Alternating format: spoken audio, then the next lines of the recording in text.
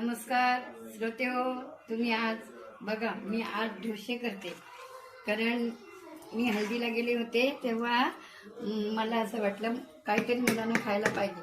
आता ही डाळ केली, त्याच्यात थोडं पीठ कालवलं आणि आता मी हे डोसे बनवते. बघा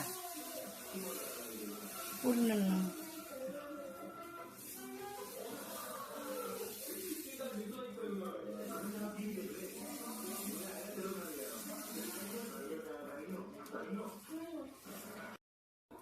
आता हे बघा, हे कसे आले डोसे बघा,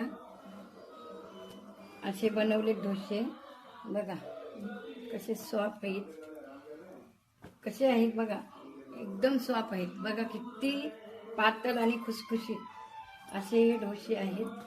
आता मी हे बनवले, तुम्हाला दाखवते. खुसखुशीत डोसे.